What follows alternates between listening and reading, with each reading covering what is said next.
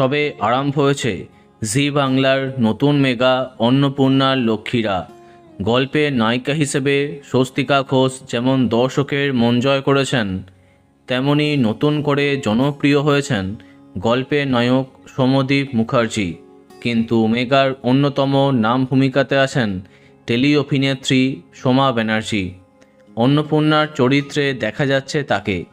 হঠাৎ তাকে নিয়ে দুঃসংবাদ টেলিপাড়াতে। এই ধারাবাহিকে কাজ করতে গিয়েই ভয়াবহ দুর্ঘটনার কবলে অভিনেত্রী। ভেঙে ফেলেছেন তার হাত। কিন্তু এমন অঘটন ঘটল কিভাবে? সম্প্রতি ধারাবাহিকের পর্বে দেখা যাচ্ছে সাথীর সঙ্গে যখন অন্নপূর্ণা বাড়ি ফিরছিল, তখন ছিনতাইবাজদের খপ্পরে পড়ে সব হারায়। এই দৃশ্যের জন্য শ্যুট করতে গিয়ে হাত ভেঙেছেন অভিনেত্রী। এদিন আজকাল.ইনে সোমাদেবী জানান, হাতটা সত্যিই ভেঙেছে। সেদিন যে টাকার প্যাকেট ছিনতাইয়ের দৃশ্য ছিল, সেটা করার সময় এই ঘটনা ঘটেছে।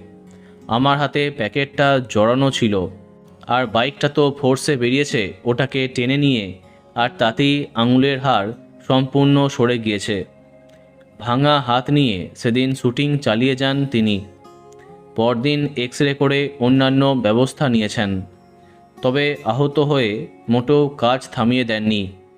ক্রেপ ব্যান্ডেজ পরেই শুটিং চালিয়েছেন। হাতে ক্লিপিং করতে হয়েছে। তাকে নাকি বাকি সদস্যরা খুব সাহায্য করেছেন, সে কথাও জানান অভিনেত্রী। আমরা আশা করব আপনি খুব দ্রুত সুস্থ হয়ে উঠবেন।